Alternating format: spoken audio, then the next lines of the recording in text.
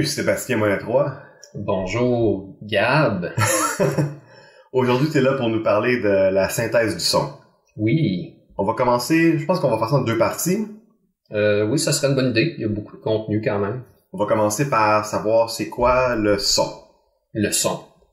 Ouais, ça peut avoir l'air anodin. C'est quelque chose qu'on rencontre tous les jours. Mais là, on parle des bruits et non du...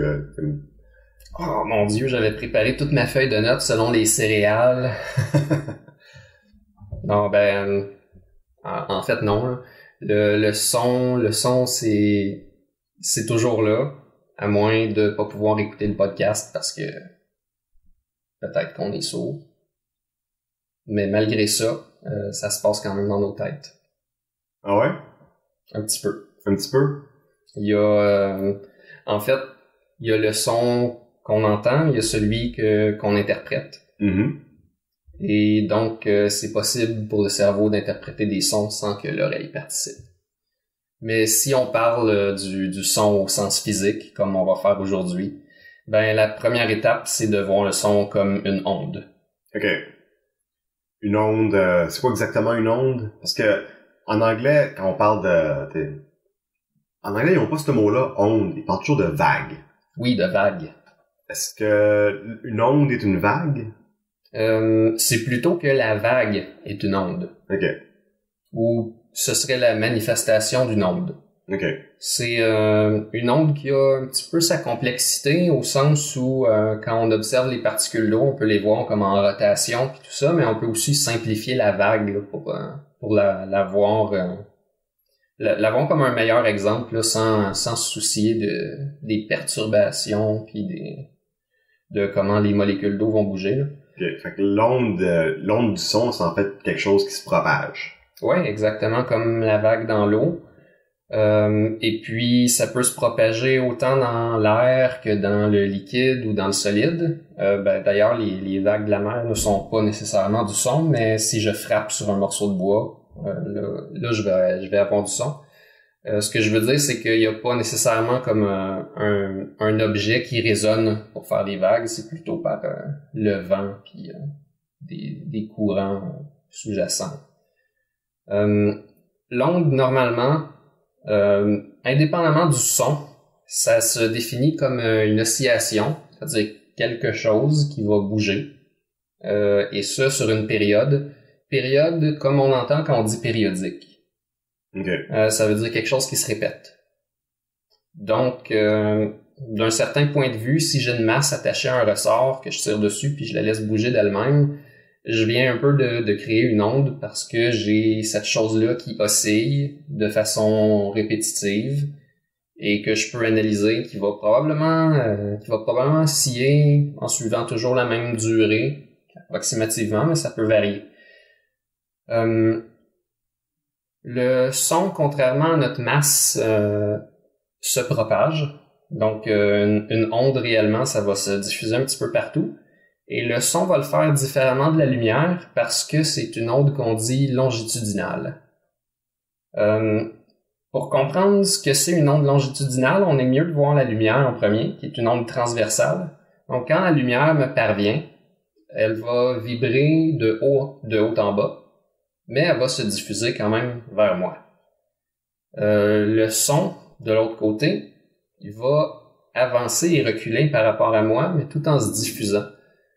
Donc, c'est quelque chose qui se propage dans le milieu matériel, comme des variations de pression. Ça veut dire qu'il y a des molécules d'air qui vont s'entasser ensemble et qui vont se décoller, et cet effet-là va entraîner toutes les autres molécules d'air autour. Et il va y avoir une espèce de bulle qui va se propager, qui va bouger en fait de moins en moins à cause de la friction. Et éventuellement, ça va arriver à mes oreilles ou à les vôtres, selon où on se place. Dans le cas du son, c'est une énergie mécanique. La lumière, elle, propage une énergie qui est électromagnétique. Elle n'a pas besoin d'un milieu matériel pour se propager. Elle peut se promener dans le vide de l'espace. Mais le son a besoin d'un milieu, tout comme la vague a besoin de l'eau pour exister. Okay, fait que quand on dit que le son est une énergie mécanique, c'est parce qu'elle a besoin de matière. C'est pour ça. se propager. Elle a besoin de faire bouger quelque chose et ça se comprend facilement dans l'oreille si on imagine le tympan qui est frappé par les variations de pression puis qui va faire bouger les petits os, les trois osselets, si je ne me trompe pas. C'est pour ça que dans l'espace, on dit personne ne t'entend crier. Exactement. Parce qu'il y a rien pour... il y a un vide matériel à cet endroit-là. Donc, il y a rien pour propager. C'est ça, on peut pas propager le son. On peut imaginer par contre que les personnes qui sont à l'intérieur de la station spatiale, comme ils sont dans un endroit avec de l'air, ben il va y avoir une propagation des sons. Ça veut dire que si on imagine un film comme Star Wars et qu'on entend des lasers dans l'espace, on doit, pour respecter la physique, imaginer que ce que le spectateur entend, c'est les oreilles, par exemple, des pilotes qui sont dans des vaisseaux et le vaisseau va vibrer quand le laser va sortir. Et ça, peut-être le pilote l'entend. Là où c'est moins réaliste, c'est si le laser siffle dans l'espace alors qu'il y a rien du tout. Ou si, par exemple, il y a une explosion qui est purement, disons, une explosion chimique qui produit peu de radiation électromagnétique. Si, par exemple, j'ai une explosion qui produit plein de rayonnements gamma qui repousse mon véhicule, ben forcément ça va résonner dans l'espèce de carrosserie, mais s'il y a juste des particules et un espèce de feu, il y aura rien pour m'envoyer le boom supersonique parce qu'il n'y a pas d'air. Donc, c'est l'énergie mécanique qui se propage dans un médium. Mm-hmm. Donc, pour nous, le son en général, ça se propage dans l'air. Oui. Ça rentre dans nos oreilles. Exactement. Mais ça pourrait se propager aussi dans un liquide. Donc, c'est pour ça que c'est possible d'entendre des choses dans l'eau. Des animaux marins qui font de l'écholocation. Puis, c'est possible d'avoir un son dans un solide. D'ailleurs, comme les molécules sont attachées très proches les unes des autres, le mouvement est limité. La vitesse du son dans le solide est presque instantanée comparée à celle de l'air. Justement parce que toutes les particules sont collées, tandis qu'un gaz, c'est des particules qui se rencontrent, oui, mais qui a beaucoup de vide entre elles. Donc, le temps que les particules se fassent frapper par d'autres particules et ainsi se décollent et aillent frapper d'autres particules, c'est non négligeable.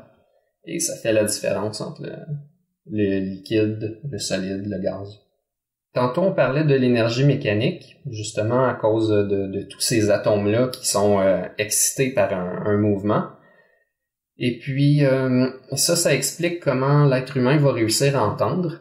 Quand je disais que le son est longitudinal, ce que ça implique, c'est que, en principe, comme les canaux de mes oreilles vont, par exemple, de gauche à droite, si j'ai un son qui vient du plancher, l'air va pousser de haut en bas en se diffusant vers les canaux de mes oreilles. Donc, comment je vais faire pour l'entendre s'il peut pas passer par le canal? Ben, il faut juste savoir que les gaz essaient d'avoir une pression constante. Donc, si la pression montante atteint le canal de mon oreille, nécessairement, il y a quelque chose qui va vouloir pousser dans le canal malgré que la direction du mouvement n'est pas la même. Donc, c'est pas comme la lumière qui doit être réfléchie avant de changer de direction. Les particules de gaz vont se comporter comme quelque chose de fluide, justement. Et puis, une fois dans l'oreille, ils vont faire vibrer les osselets, puis on arrive à la cochlée. Dans cette cochlée-là, il y a plusieurs parties, mais les parties qui nous intéressent beaucoup, c'est les cellules ciliées. Il y en a deux sortes. Il y a les cellules ciliées externes puis celles qui sont internes. Ils ont chacune une tâche un petit peu différente. Ah ouais? Oui. Ben, les cellules ciliées, c'est celles qui ont des petits poils? Oui. On dit qu'elles ont des poils. Je me souviens pas quel nombre de poils il peut avoir dessus, mais ce qui est sûr, c'est que c'est très, très, très petit.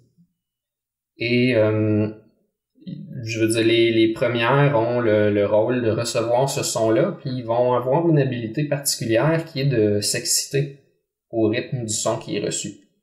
Ce que ça implique, c'est qu'ils vont utiliser des mécanismes pour rapetisser et étirer. Et comme ils font exactement à la même vitesse que le son qui est reçu, ça agit comme un amplificateur naturel.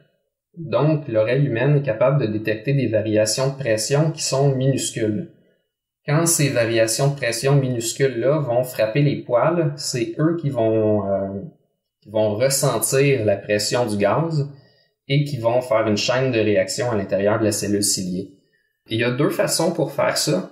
Je me souviens pas exactement laquelle est priorisée dans quel type de cellule ciliée, Mais la première, c'est de faire un mouvement de style musculaire par transport de protéines. Les cellules ont une espèce de squelette à l'intérieur et sont capables de utiliser leur squelette pour se mouvoir dans certains cas. Ça veut dire qu'ils vont pouvoir changer de forme, faire des espèces de bras, des pseudopodes, puis tout ça. Et ça, c'est en poussant leur squelette. Ça veut dire qu'une cellule qui est structurée pour le faire peut s'allonger et se rapetisser. C'est comme ça que nos muscles fonctionnent.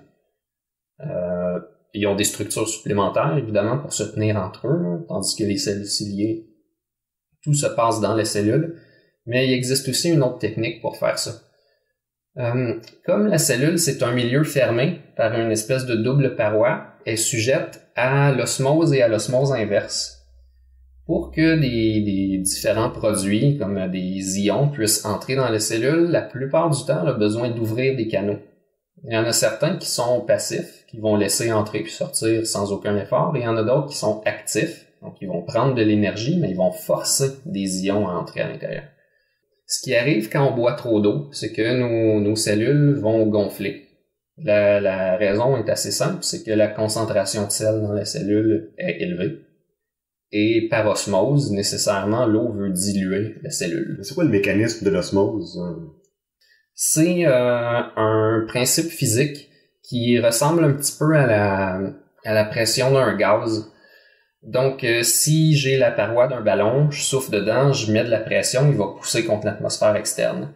Si je fais quelque chose de semblable avec une membrane qui serait semi-perméable, d'un côté, je mets de l'eau salée, de l'autre côté, je mets de l'eau non salée, il va avoir un effort des ions pour s'échapper puis atteindre plus ou moins la même pression.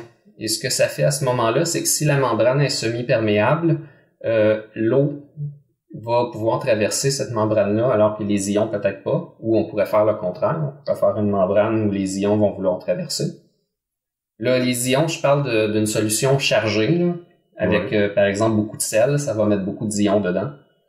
Il y a une différence électromagnétique. On appelle ça la pression osmotique. OK, parce que c'est vraiment la pression, parce que tu me disais ça. C'est une sorte de pression. OK, parce que tu t'as dit pression, puis dans ma tête, je me disais, tu sais, c'est pas comme si, tu disais pression, je me disais, c'est pas plus l'homogénéité.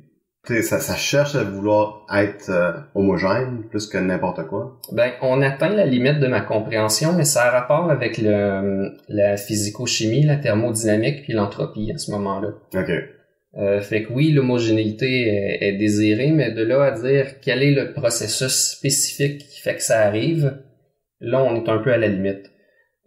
Mais ce qu'il y a à comprendre, c'est que deux côtés d'une solution salée ou non salée veulent atteindre la même concentration de sel. Okay. Et forcément, il y a une pression qui se dégage de ça.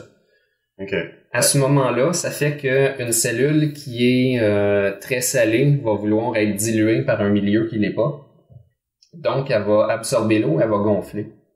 En utilisant son squelette, elle va pouvoir utiliser cette propriété-là pour s'étirer dans un seul sens, au lieu de gonfler comme un ballon. Puis, de l'autre côté, elle peut aussi elle-même faire du transport d'ions pour se dessaler. Là, à ce moment-là, l'eau va vouloir sortir parce que son environnement externe va être plus salé. En jouant avec les pressions osmotiques, les quantités d'ions à l'intérieur et à l'extérieur, elle va pouvoir faire différents mouvements. D'ailleurs, les neurones vont faire un genre de signalisation avec des transports d'ions comme ça.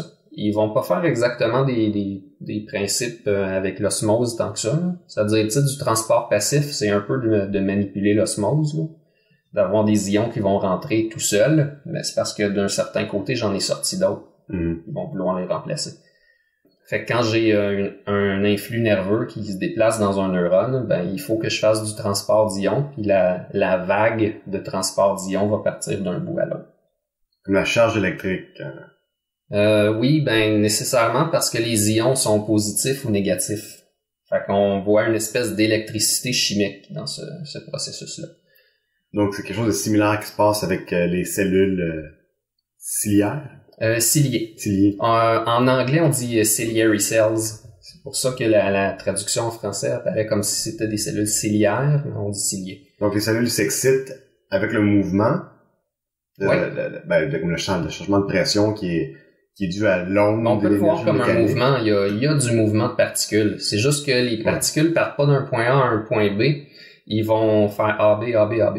Là, c'est une oscillation. Exactement. Une vibration, comme une répétition d'un changement de pression. Oui, c'est ça. Okay. C'est une belle manière de l'expliquer. Donc ça, cette énergie mécanique-là est ensuite transformée en énergie électrique avec le mouvement puis le transport d'ions? Oui. Ben, ce qui arrive, c'est que les cellules externes vont amplifier, comme on disait tantôt. Ils vont faire vibrer la membrane basilaire. Là, on est dans la cochlée, fait qu'il y a les premières cellules qui reçoivent le son, ils font une amplification. Dans la cochlée, ben, il y a une espèce de résonance.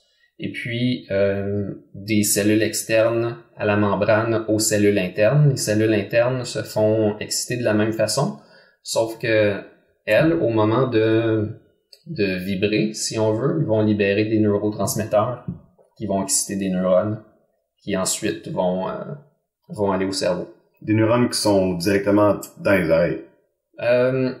C'est que les queues ou les têtes vont toucher directement aux cellules de l'oreille, mais ces neurones-là comptent quand même dans le système nerveux, donc on peut dire qu'ils font partie soit des nerfs, soit du cerveau. Là. Comme un peu les yeux font partie du cerveau, en fait. Ben oui, d'une certaine manière. Là. À cause que c'est tellement proche et lié, mais ça fait pas partie de la superstructure du cerveau comme tel. C'est genre comme des pré-neurones. J'imagine qu'on peut le voir comme ça. Il y a probablement des cellules qui sont vraiment à la transition, que les gens s'ostinent pour savoir sont dans quel club. Okay. Quoique, je pense que quand on fait l'étude du système auditif externe, on arrête à ces premiers neurones-là. Donc, le reste, c'est le système auditif interne qui inclut tous les neurones qui acheminent le signal et ceux qui l'interprètent. Juste pour savoir un peu comment ça fonctionne, que tu nous expliques l'aspect biologique, comment on reçoit le son. C'est un peu ça que je faisais depuis tantôt, c'est-à-dire que on passe par un tympan qui reçoit la pression. Lui, il va transmettre aux osselets, qui ensuite vont taper plus ou moins sur la cochlée. Et la cochlée, ben, elle va vibrer, mais peut-être de pas grand-chose. Sauf qu'au moment où ça va se faire, les cellules ciliées vont répondre et ils vont vibrer approximativement de la même façon, ou même assez précisément de la même façon. Juste pour rajouter le détail, si je me trompe pas, les cellules ciliées sont dans une espèce de solution. Ben, mais ils sont aussi fixés sur la cochlée elle-même. Il y a une espèce de jus, mais ce milieu-là est plus ou moins important pour l'explication. Là. Ça veut dire que quand je disais que le son résonne dans un liquide, ben nécessairement là on est rendu dans un liquide. Si c'est là où tu voulais en venir. Non, mais juste pour dire qu'il y a comme il y a quelque chose il y a un médium de transmission. Oui. Mais il y a aussi quand même contact. Parce qu'on est dans des tissus, donc ces cellules-là vont quand même toucher à la membrane basilaire qui est formée de d'autres cellules. Il y a des espaces avec du liquide, oui, je suis pas certain des propriétés puis à quoi sert le liquide en soi, mais cette membrane-là qui reçoit le son permet de le transmettre jusqu'au fond de la cochlée. Donc les cellules qui reçoivent les sons auxquels on est moins sensible se trouvent au début, et celles qui pour les sons auxquels on est plus sensible, qui se transmettent mieux, sont rendus au fond. C'est les sons graves, en fait. Donc, on essaie de détecter les sons difficiles en premier, mais la membrane va essayer de transmettre tous les sons le plus loin possible. Puis, normalement, on est compétent avec les sons plus graves. Puis après la membrane basilaire, son excitation qui est répercutée aussi dans la cochlée, ben ça va exciter les cellules ciliées plus internes qui excitent les neurones. Fait que c'est ça le chemin, le trajet complet. Okay. Juste une petite parenthèse, est-ce que tu sais pourquoi certains sons sont plus difficiles que d'autres? Comme pourquoi les sons, admettons, aigus sont plus difficiles à... Je suis pas absolument certain, mais je pense que ça a trait un petit peu comme en électricité à la quantité de friction qu'ils vont rencontrer. Si j'essaye beaucoup de fois par seconde, je me fatigue aussi beaucoup de fois par seconde. Tandis que si je fais le même mouvement, mais je le fais juste une fois par seconde au lieu de le faire plein de fois, nécessairement mon énergie est dissipée moins vite. Okay. Donc les sons graves se rendent plus loin que les sons aigus. Okay. Et c'est pour ça qu'ils sont plus faciles à entendre. Les cellules ciliées sont fascinantes parce que en plus de recevoir le son puis de vibrer de la même façon, ils sont capables de le décomposer. De décomposer.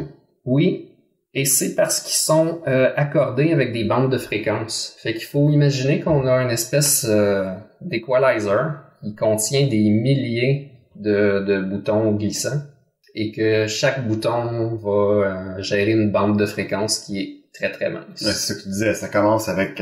c'est comme si dans un certain ordre aussi. Mm-hmm. Ça commence avec les cellules qui sont accordées pour les fréquences les plus hautes. Mm-hmm. Et puis ça descend jusqu'aux fréquences les plus graves. C'est ça. Dans notre cas, c'est 20 000 Hz, les fréquences les plus hautes, fait que ça veut dire qu'il y a une vibration 20 000 fois par seconde, et on l'entend. Mais à 40 000, on l'entend plus vraiment. Et jusqu'à peu près 20 Hz. Donc on va imaginer, plutôt on sait que les chiens entendent des fréquences plus hautes, et on sait que les éléphants entendent des fréquences plus basses.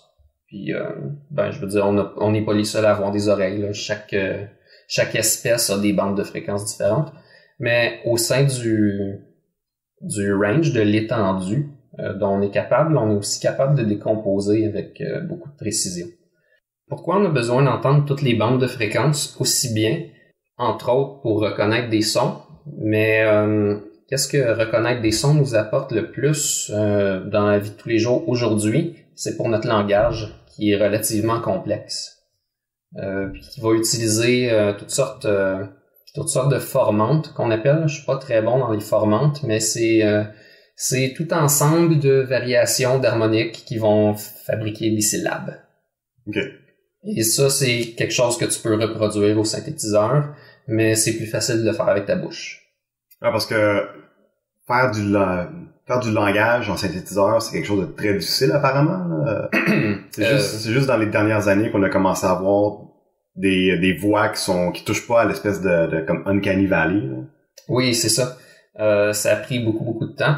Je pense qu'on s'attendait pas à quel point l'oreille humaine est capable de capter les différentes harmoniques. Puis là, ça fait 2 fois que je le mentionne. Il va falloir que j'explique qu'est-ce que sont les harmoniques. On entend souvent parler d'harmonique en musique. Oui. C'est ce qu'on fait sur une corde de guitare pour entendre un son différent de la corde. Sur la corde de guitare, les harmoniques sont un petit peu différentes que dans le son dans l'air, mais ils permettent quand même de bien comprendre. Fait que quand je fais résonner ma corde de guitare, j'ai ce qu'on appelle la note fondamentale. La note de la corde comme telle. C'est ça. La grosse corde sur la guitare, souvent ça va être le mi. Et puis la première harmonique que je vais entendre, je dois placer mon doigt approximativement au milieu de la corde. Je me souviens pas de la frette exactement, mais si vous regardez la guitare comme il faut, où la corde est attachée, puis où elle s'accote en haut sur le manche, c'est approximativement à la moitié. 12? Je pense oui. Ce serait probablement à 12e. Est-ce qu'il y a 2 petits points? Ouais, exactement. Donc à cette frette-là, je vais pouvoir produire une harmonique. Pourquoi? C'est parce que les harmoniques naturelles où tu fais juste accrocher un petit peu la corde. Mm-hmm. Juste pour dire, il y a comme une manière de la produire, cette harmonique-là. Ça fait comme un son de cloche.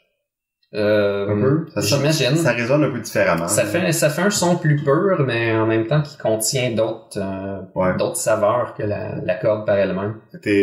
Quand tu frettes une corde, tu mets ton doigt dessus, tu fais une pression assez lourde. Ouais, essentiellement, tu la raccourcis. Tu vas la coter sur la frette pour que, d'un point de vue sonore, t'aies une corde plus courte qui vibre. Ça, mais quand tu fais une harmonique, t'appuies pas de manière aussi forte. Non. Ton objectif, c'est juste de maintenir le point central en place. Okay. L'onde sur une corde, ça peut être vu comme une onde stationnaire. Donc, ça ressemble à ce qu'on va faire en faisant tourner une corde à danser. Il y a une grosse onde qui monte et qui descend. Si je fais tourner ma corde à danser suffisamment vite, je peux avoir 2 espèces de ballons dans ma corde à danser. Je peux la séparer en 2. C'est ce que j'essaie de faire avec la corde de guitare quand je veux entendre l'harmonique. Ah, pour vrai? Oui. Wow. Donc, il y a une partie au milieu de la corde qui va rester stationnaire parce que la moitié gauche va monter pendant que la moitié droite va descendre. Puis, ils vont échanger leur position. Et on va avoir maintenant 2 ondes stationnaires, mais nécessairement les extrémités de l'onde ne bougent pas. Je suis vraiment illuminé présentement. Je comprends vraiment c'est quoi une harmonique sur une guitare. C'est que comme quand tu frettes une corde, tu raccourcis la corde, donc il y a juste la partie entre ton doigt et comme le pic des guitares qui va vibrer. Tandis que quand tu fais l'harmonique, tu mets pas autant de pression dessus, tu t'en mets assez pour que la partie en arrière de ton doigt puisse vibrer aussi. Oui, mais tu stabilises la partie centrale qui est pas censée bouger. Wow! Mais tu peux le faire un petit peu partout sur la corde. Fait que si tu vas à un quart de la corde, tu peux entendre la deuxième harmonique. Est-ce que c'est ça? Je suis pas très bon en harmonique. C'est toutes des fractions de cordes. Mais le problème, c'est que tu vas avoir de la misère à la stabiliser parce que là, il y a 3 points de pression à faire, mais tu peux juste en faire un.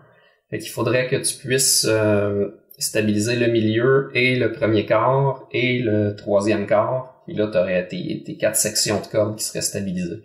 Mais tout ça sans empêcher la corde au complet de résonner. Fascinant. Fait que sont les harmoniques d'un sens plus général? C'est les composantes d'un son qui peuvent être simplifiées comme des ondes sinusoïdales. Une onde sinusoïdale, c'est l'onde qu'on dirait classique qui ressemble à la fonction sinus en mathématiques ou la fonction cosinus. Il y a quelqu'un, un certain monsieur mathématicien, Joseph Fourier, qui avait démontré en étudiant la chaleur que toute fonction peut être décrite par une addition d'ondes sinusoïdales qui sont en réalité des multiples de l'onde principale. Tu peux dessiner un sinus, n'importe lequel, et puis le multiplier pour en faire des plus petites, comme on faisait sur la corde de guitare. OK, mais juste avant qu'on continue, l'onde sinusoïdale, tu dis l'onde classique, c'est quand on regarde un graphique, c'est comme une vague. Ça commence, mettons, à 0, ça va jusqu'en haut. Ça commence à 0, ça fait une belle montagne bien arrondie, mais c'est pas un demi-cercle. Ça ressemble à une parabole, disons. Comme une montagne russe. Ouais, c'est ça, une belle montagne russe. Belle montagne russe. Égale de partout, qui monte, qui passe par le 0, qui fait la même forme, mais en dessous, et qui revient à 0. D'après Monsieur Fourier. Monsieur Fourier, oui. Toutes les ondes sinusoïdales, peu importe à quel point elles sont hautes ou sont courtes ou peu importe, peuvent représenter des fonctions. Plus exactement, c'est que les fonctions peuvent être... toute fonction peut être représentée par suffisamment d'ondes sinusoïdales additionnées ensemble. OK.